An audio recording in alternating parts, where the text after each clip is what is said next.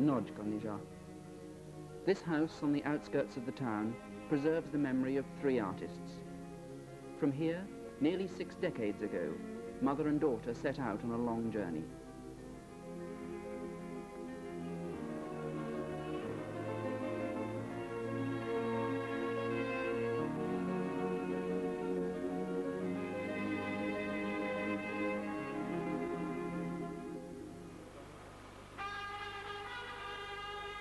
This video report from the Presidential Palace in New Delhi records the solemn moments of the presentation of the State Awards. Among the recipients we find Elizabeth Brunner, who together with her mother devoted her artistic talent and whole life to India. Today's India appreciates those who contributed to the reinforcement of the national identity and the creation of modern Indian culture, especially those who did so during her struggle for independence. This delicate unity, the cause of much concern, is a rich inheritance. As Rabindranath Tagore faithfully expresses in his Morning Song of India, the national anthem of the independent state, "Thou art the ruler of the minds of all people, dispenser of India's destiny. Thy name rouses hearts from Punjab to Bengal. It echoes in the mighty Himalayas, mingles in the music of the Ganges, and is chanted by the waves of the Indian Sea. They pray for thy blessing. Salvation waits in thy hand, thou dispenser of India's destiny. Victory, victory to thee."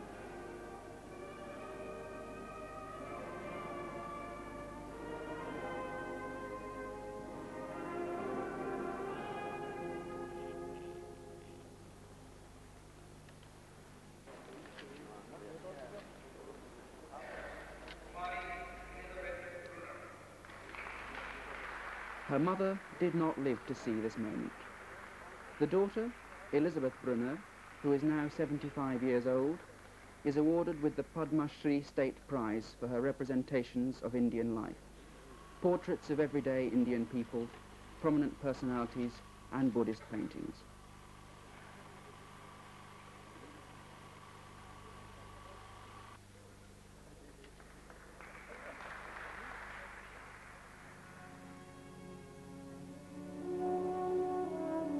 In May 1984, the Central Gallery of the Lalit Kala Academy in Delhi held a retrospective exhibition of the work of the 2 artists.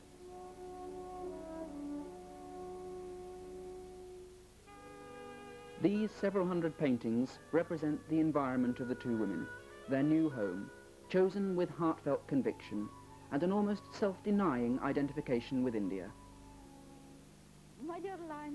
I was born in Hungary. I became an Indian artist, and I love both. Mother and daughter arrived in India in 1930 from a crippled post-war Europe, and India became their second home. The root of their success and international appreciation lies in the blending and synthesis of Indian traditions and the styles of the modern West. Only 2 exhibitions of their work have ever been held in Hungary, but they are known throughout the world. They have had 40 exhibitions in India, 12 in the United States, and 5 in Japan and Britain. But they have also appeared with success in Burma, Sri Lanka, and Thailand. It was not India's exotic flavour which fascinated them, but rather the profound spirit of India. In their symbolic style, they built not only upon the allegorical traditions, but they created new metaphors as well.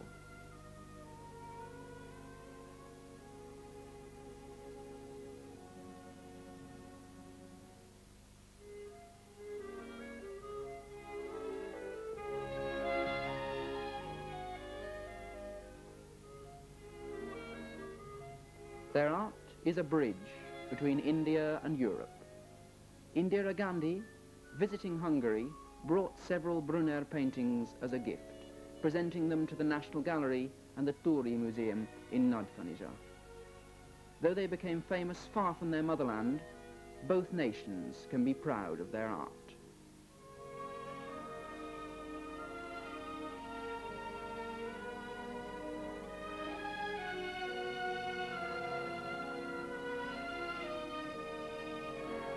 Én tulajdonképpen I'm really a portrait painter. My mother's favorite subjects were landscapes and flowers. My father is known for his portraits, landscapes and compositions. As a child, I used to go out with them and watch them painting and sketching. Ferenc Sas died in Hungary in 1963. My father was my mother's teacher. He was himself Ferenci and Hollósi student. Hollósi has asked him to search for talents in the countryside and help them to develop themselves. While on this mission, he met my mother. Then they followed Hollósi's request together, and every summer they conducted exhibitions and taught paintings in different towns in Hungary. In 1914, when the war started, my father's heart was broken. He didn't want to see anybody, any human being ever again. The war embittered him as they lost faith in humanity.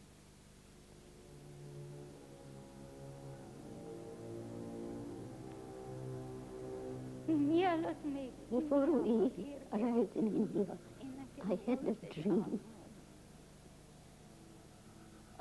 In this dream, I saw a glorious figure with white hair sitting in the dark, holding an oil lamp. When the oil light was going out, I felt it must not go out.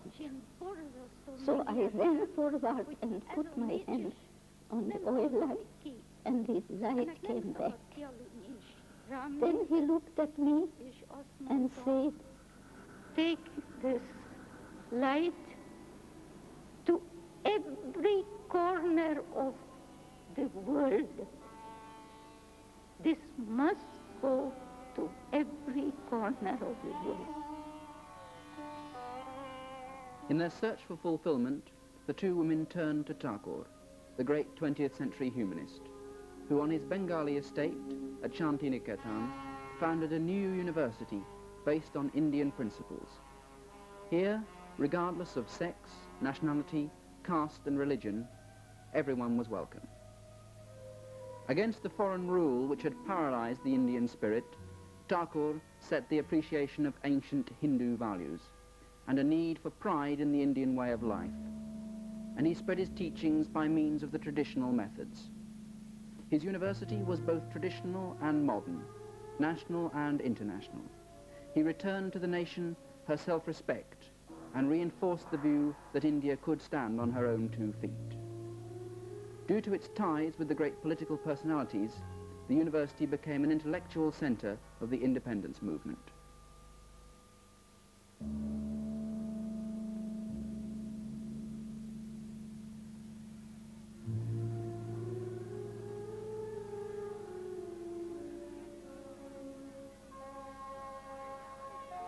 The university gave strength and an ideological foundation for this fight, which ultimately led to independence.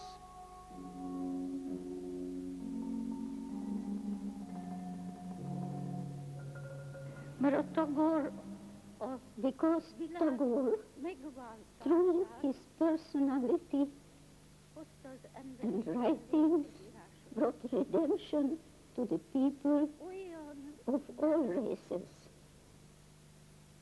Warm, sincere love shines from his heart towards every human race.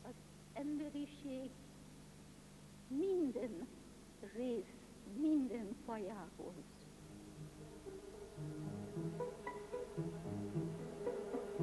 Ezek a képek, these are my mother's paintings from Shantiniketan. The She painted Tagore in an allegorical way.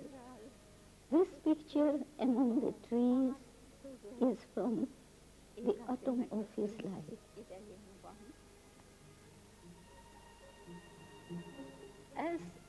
This picture with flowers called the gardener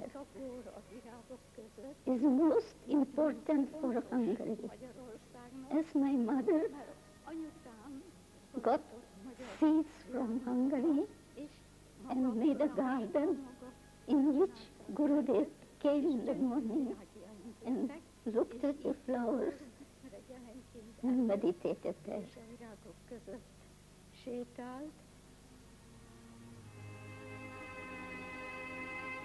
Paintings done by the mother, from memory, preserve the images of her native land and recall the beauty of the Hungarian landscape.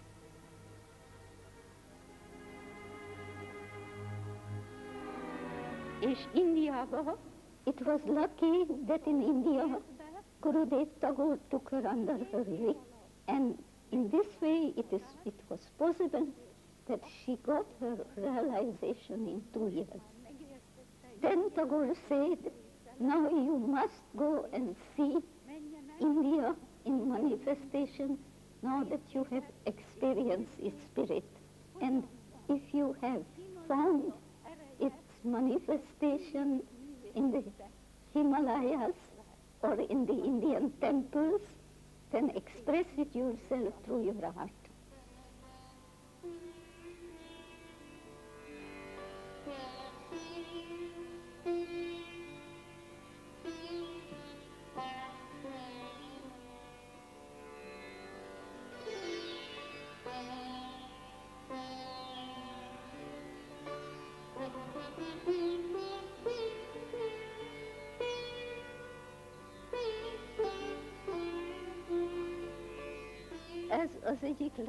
This was our greatest experience when we saw Gandhiji at evening prayer.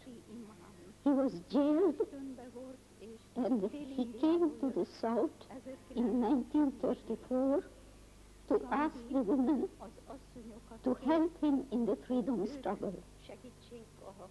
The rain of gold represents blessings, and the water brought eternal life. Bless Indian motherhood.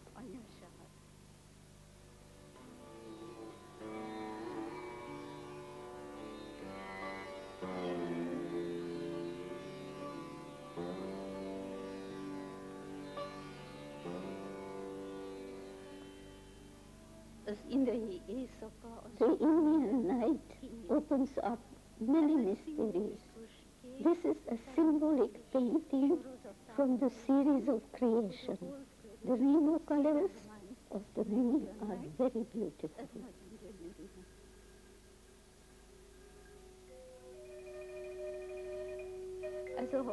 This is the series of Himalayas from Darjeeling.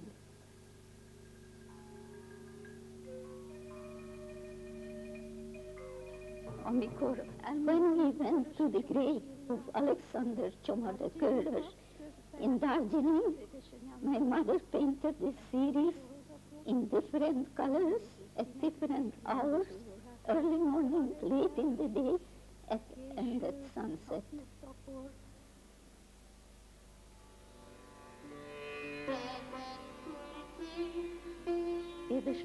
My mother loved the Kinchinjunga, adored the Himalayas, and loved flowering trees. So this picture is smiling. It gives pleasure, happiness, and the silhouette of the Devdars symbolize eternal life.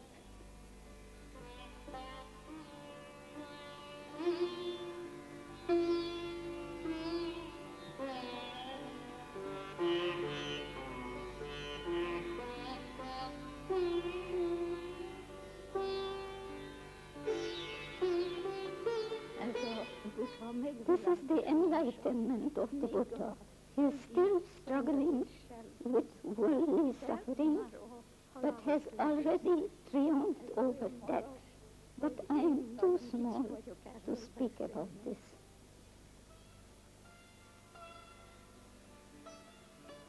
This is the portrait of my mother.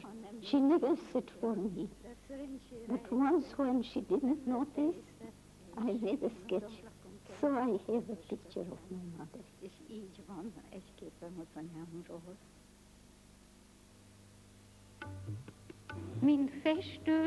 As an artist, I search the soul through the human eyes. It is very natural that one should be influenced by such great personalities. But it is their inner goodness that really influenced me.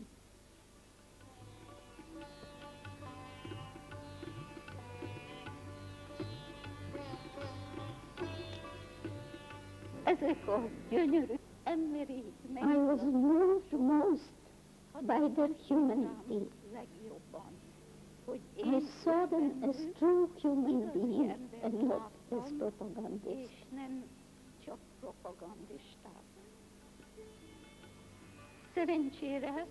It was a privilege to be able to paint a portrait of some of the greatest persons of this century in India. This portrait I have painted from memory, representing Meru as the part of the Himalayas. This is a very characteristic portrait of Tagore. He himself said, after seeing it, that so many painted him, but this young girl has got me really.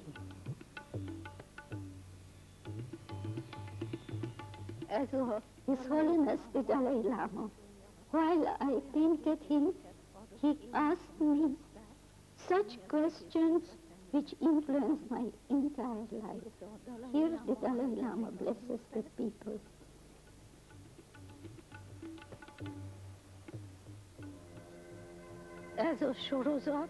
This is a series which takes you on a pilgrimage. I painted these pictures for those who could never go to such places.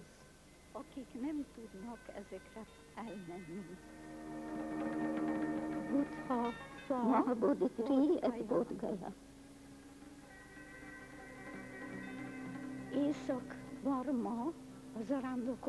Cave in North Burma where pilgrims erect Buddha images.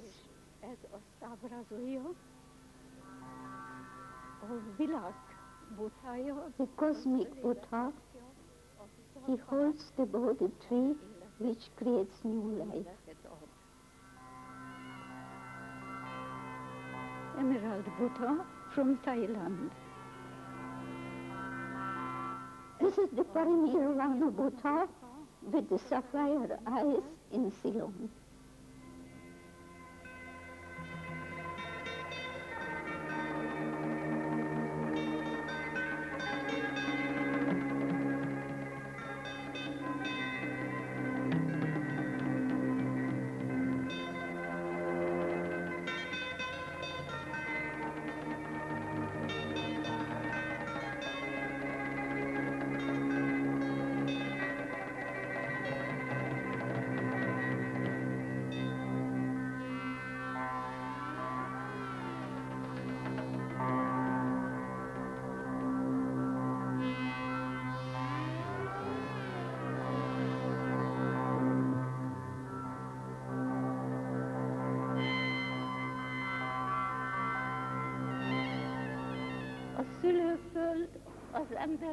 The motherland always remains with one. That is something which you keep forever. But if one has the motherland in one's heart, one can open up one's heart and receive impressions, spiritual influences and accept what is the most beautiful and useful for one's artistic development.